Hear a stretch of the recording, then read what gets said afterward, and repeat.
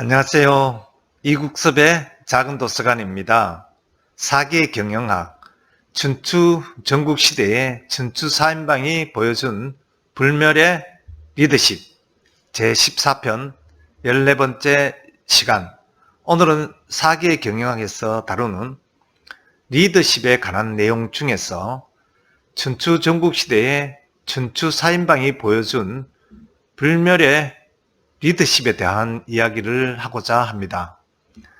지금으로부터 2500년 전에 리더십을 통하여 무한 경쟁과 그리고 약육강식이 일상생활이 되었던 그 시대를 우리는 반면교사로 삼아서 오늘날의 치열한 경영전쟁의 승자가 되기 위한 리더십에 대해서 우리가 배울 점과 그리고 교훈을 살펴보도록 하겠습니다. 오늘날 우리는 이질적인 공동체 속에서 살아가고 있다고 보여집니다.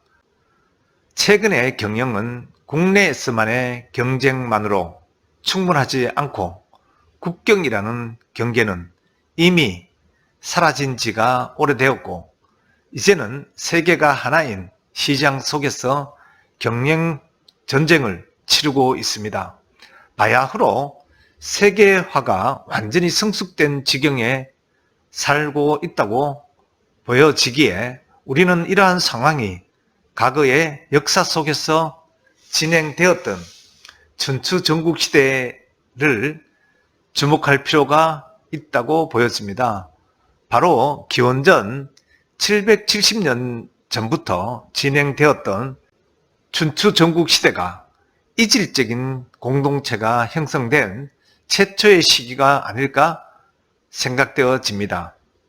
그 중에서도 5개의 제후국이 차례로 중국의 폐주 역할을 한 시기에 치열한 경쟁을 살펴본다면 각종 개혁과 또 부국 강병의 풍조에서 오늘날의 기업 경쟁에 필요한 지혜를 얻을 수 있을 것입니다.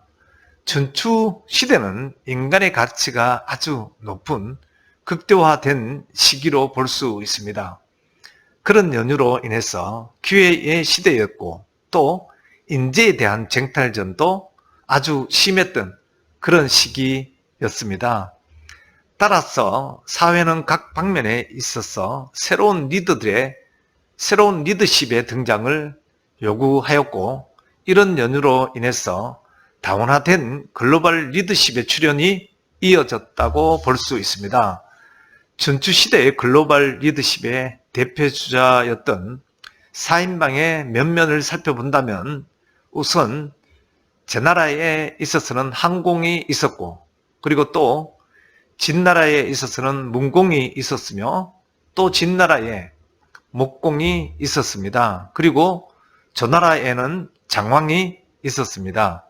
물론 이들을 특별히 우리가 기억할 필요는 없지만 단지 한 가지 기억할 만한 지혜라고 여겨지는 것은 이들의 창조적인 리더십이라고 볼 수 있습니다. 즉 리더십의 정의로서 가장 중요하게 이 책 사기에서 언급한 사항은 바로 창조적인 리더십이라는 사실입니다.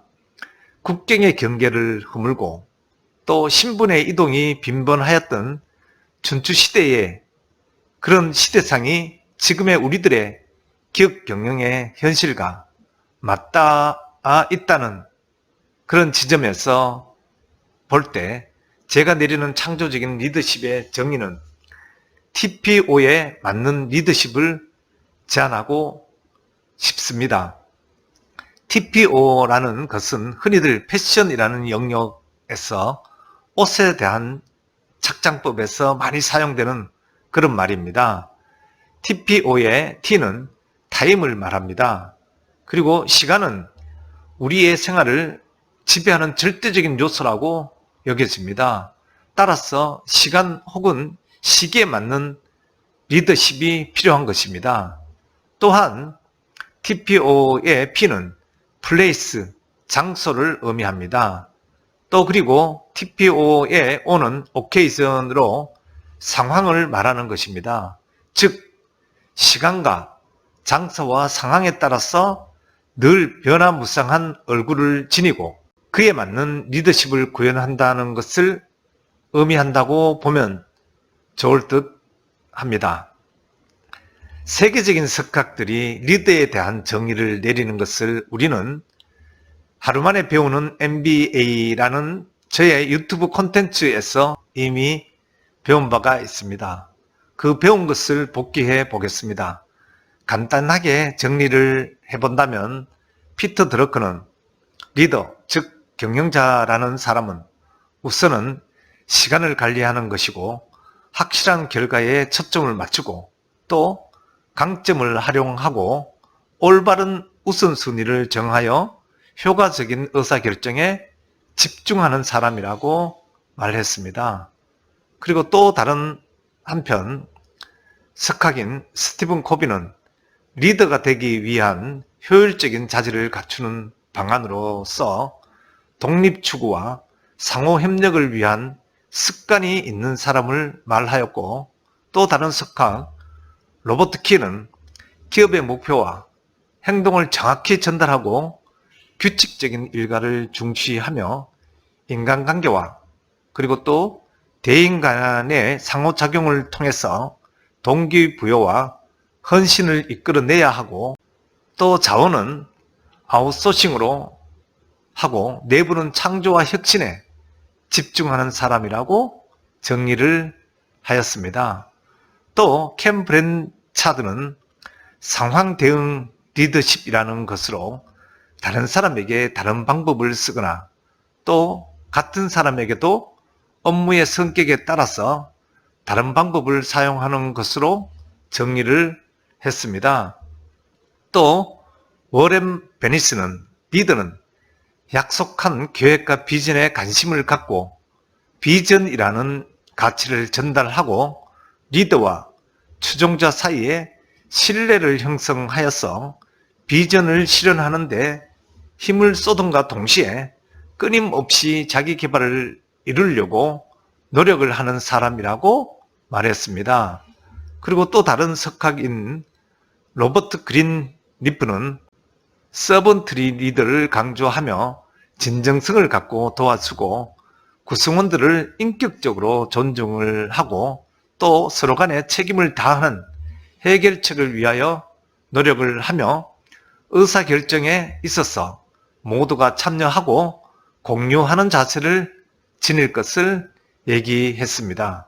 이처럼 다양한 리더에 관한 정의 속에서 우리는 리더십은 배울 수 있는 영역임을 알 수 있었고 또 변화가 무쌍한 기업 경영 전쟁에서 승리로 우뚝 솟는 기회를 가졌으면 참 좋겠습니다. 또한 그에 대한 배움의 지혜는 우리가 사기를 통하여 하나씩 자신의 것으로 만들어가는 창조적인 리더, 즉 TPO에 따른 변화가 가능한 리더가 되길 소망하고 또 바래 봅니다. 위기를 기회로 또 기회를 통한 새로운 도약이 여러분 모두에게 펼쳐지는 그날이 오기를 간절하게 소망해 봅니다.